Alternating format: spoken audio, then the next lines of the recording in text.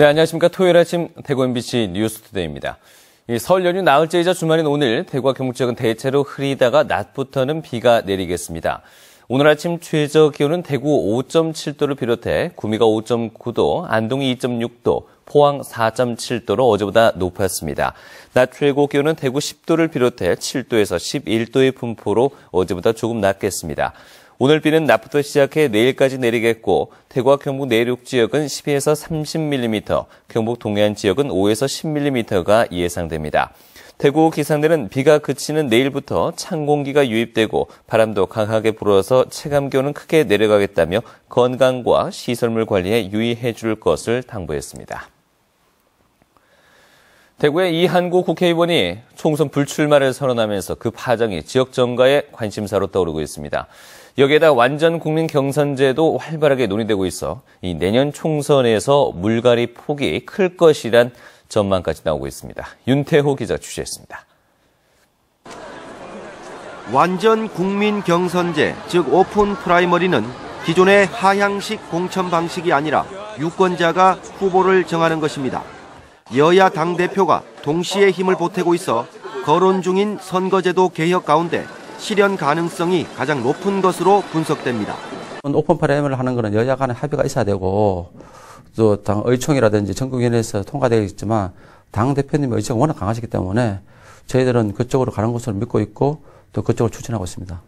새누리당은 정치 신인들은 선거일 1년 전에 예비 후보 등록을 하도록 해 먼저 선거운동을 하게 하고 현역 의원은 선거 6개월 전에 당협위원장을 사퇴하도록 하는 등 현역에게 다소 불리한 쪽으로 가닥을 잡고 있습니다. 정치 신인들에게 공정한 기회를 주기 위한 것이지만 현역 의원들은 반발하고 있습니다.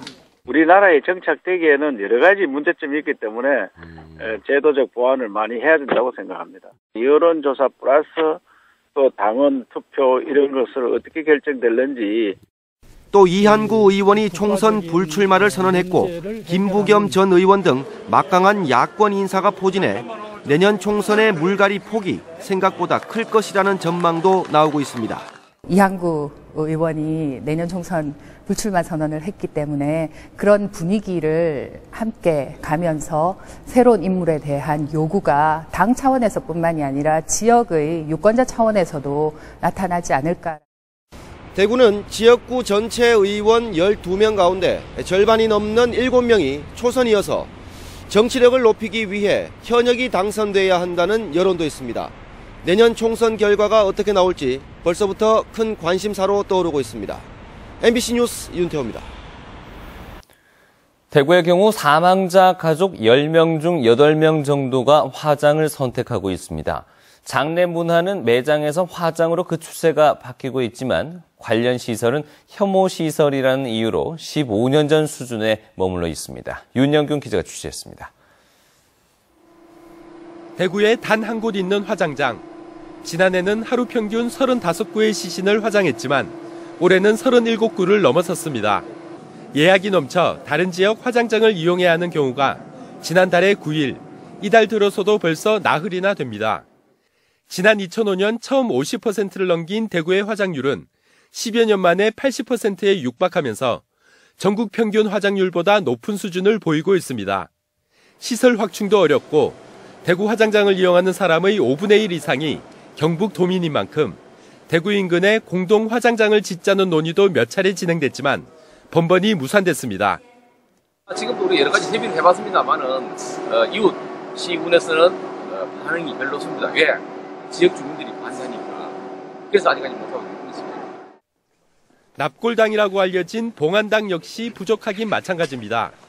지난 1974년과 2002년 칠곡군 대구 시립묘지 안에 지은 시립봉안당은 3만 100기까지 안치할 수 있지만 지금 남은 자리는 4,000기 정도뿐입니다. 대구시는 어쩔 수 없이 지난 2012년부터 국가유공자와 기초생활수급자의 유골만 받고 있습니다. 이 때문에 일반 시민들은 적게는 몇 배, 많게는 몇십 배까지 비싼 사설 봉안당을 이용할 수밖에 없습니다. 여유 땅은 있지만 역시 인근 주민들의 반대로 추가 봉안당 건설 논의도 제자리 걸음입니다. 사실 죽음이라는 게 삶하고 이래 연장이 되는 부분인데 자꾸 이런 시설에 대해서 혐오 시설이라는 이런 인식을 가지고 계시니까. 장내 문화는 변화하고 있지만 장내 인프라는 15년 전 수준. 주민들을 포함한 지역사회의 합의를 이끌어내야 할 시점입니다. MBC 뉴스 윤용균입니다. 대구시 지정 무형문화재 날매북촌보존회가 모레 대구시청을 시작으로 대구 곳곳을 돌면서 지신밟기 행사를 펼칩니다. 날매북촌보존회와 비산농악보존회는 모레 오전 9시 반 대구시청 앞에서 시민들의 건강과 경제회생 등을 기원하는 지신밟기 행사를 열기로 했습니다. 이어서 시의회와 서구청, 서부경찰서, 청소년 수련원 등지를 돌면서 지신밟기를 이어갈 예정입니다. 네, 이번 설은 설 연휴가 길어서 집으로 돌아가는 차량들도 많이 분산되다 보니 고속도로 정체도 덜한 편입니다. 지금 이 시각 교통 상황 한국도로공사 연결해서 자세히 알아봅니다. 박재현 리포터 전해주시죠. 네, 긴 연휴도 이제 막바지로 가고 있는데요. 지금 고속도로 소통 상태는 매우 여유가 있습니다. 먼저 경부고속도로 금호분기점 일대로 서울 쪽이나 부산 쪽 모두 매끄럽게 달리고 있습니다. 다음은 중앙고속도로 상황 한번 보겠습니다. 지금 가산나들목 모습인데요. 역시 양방향 흐름 무난해 보입니다. 계속해서 중부 내륙고속도로 쪽으로 이동해 보겠습니다. 선산 나들목 부근으로 창원이나 양평 모두 정상 소통되고 있습니다. 이어서 대구 포항간고속도로 모습입니다. 네, 지금 보시는 것처럼 청통휴게소 일대로 대구 포항 양방향 원활하게 이동하고 있습니다. 마지막으로 88고속도로 상황 한번 살펴보겠습니다. 동고령 나들목으로 대구 쪽으로 들어오거나 광주 쪽으로 나가는 차량들 시원하게 달리고 있습니다. 네, 오늘도 고속도로는 막바지 귀경 차량과 나들이 차량들이 몰릴 것으로 보이는데요. 약 29만 4천여 대가 우리 지역의 고속도로를 통과할 것으로 보입니다. 끝까지 마음의 여유 잃지 마시고 안전운전 하시기 바랍니다. 지금까지 한국도로공사 교통정보센터에서 박재은이었습니다. 확대되는 FTA와 젊은 인구 유출로 우리 농업이 심각한 위기를 맞고 있습니다. 하지만 도시 문화와 연계한 상품 개발과 SNS를 활용한 유통망으로 농업을 혁신하는 사람들이 있습니다. 도성진 기자가 취재했습니다.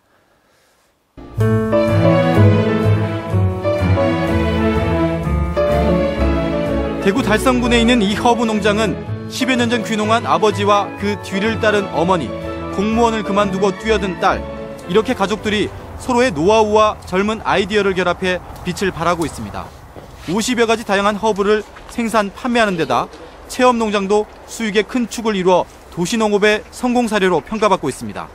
과거에 우리가 생산해서 판매해서 먹고 살았던 이제 그것이 지금은 직접 가서 내가 그 농산물을 보고 그 농산물에 대해서 내가 체험해보고 구매해갖고 가고 소비가 그런 행도로 이제 바뀌니까 농작물을 가공하는 2차 산업 또 거기에 지역사회하고 연계한 아주 긴밀한 연계를 갖는 3차 산업 서비스까지 합쳐져서 그 농업의 6차 산업이 오늘 이곳 농촌체험 농장의 전형입니다.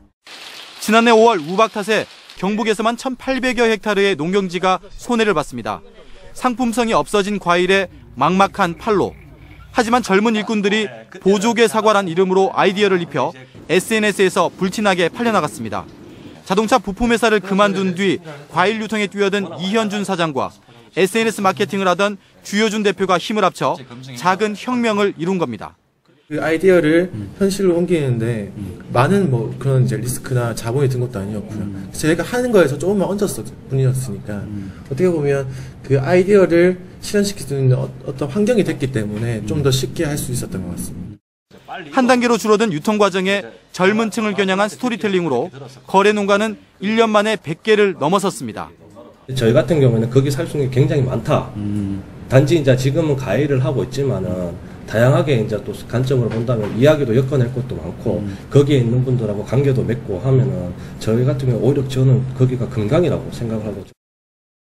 농촌에 미래가 없다며 젊은이들이 떠나는 요즘 젊은 아이디어가 농업의 비전을 제시하며 새바람을 불러일으키고 있습니다. MBC 뉴스 도성진입니다. 대구시는 입주민들이 서로 화합하고 소통하는 프로그램을 운영하는 공동주택에 사업비를 지원하기로 하고 참여를 원하는 공동주택의 신청을 다음 달 13일까지 받습니다. 특히 화재와 재난에 대비할 수 있는 안전 관련 프로그램을 필수로 하고 교육이나 문화, 친환경 사업 등이면 되는데 단지별 최대 1,000만 원까지 지원한다고 대구시는 밝혔습니다. 경상북도는 지난해 도내문화재 1,600여 건을 점검했더니 170여 건이 너무 오래됐고 심하게 훼손돼 올해 보수한다고 밝혔습니다. 경상북도는 올해 162억 원의 예산으로 경주시 양동 대성헌을 비롯한 170여 건의 문화재를 보수하기로 하고 관계 전문가들과 현지 조사를 거친 뒤 설계 단계부터 구체적인 기준을 마련해 시군에 지침을 내리기로 했습니다.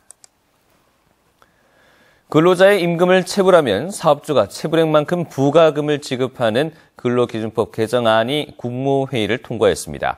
개정안은 근로자가 상습적으로 임금을 체불한 사업주에게 체불액과 같은 금액의 부가금을 청구할 수 있는 법적 근거를 마련한 것으로 법원의 판결을 통해 가능합니다. 부가금 청구는 1년 동안 임금 일부나 전부를 지급하지 않은 월수가 4개월 이상이거나 미지급 임금의 금액이 4개월 이상의 통상 임금일 때 해당됩니다. 이와 함께 임금을 체불한 사업주는 국가나 자치단체, 공공기관에 경쟁 입찰할 때 체불 자료가 제공됩니다. 대구지방경찰청은 청소년을 고용해서 성매매를 알선한 혐의로 24살 이모 씨를 구속했습니다.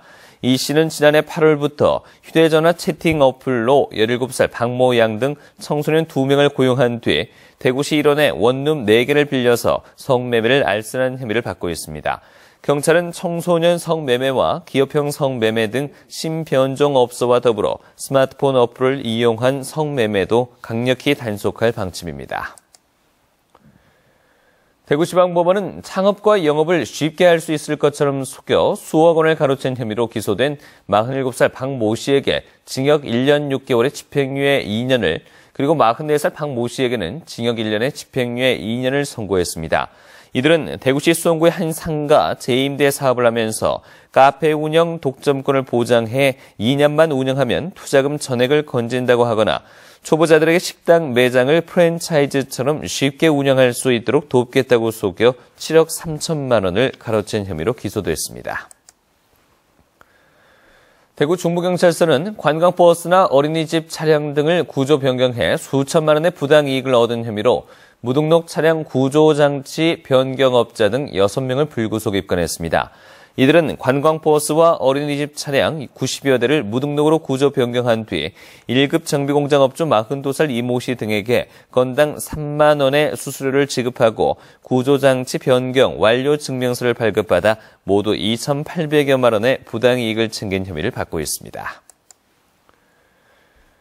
경북교육청은 5개 시 단위 읍면지역과 11개 구은지역 일반 고등학교 25개 교를 농산어촌 명품고로 선정했습니다.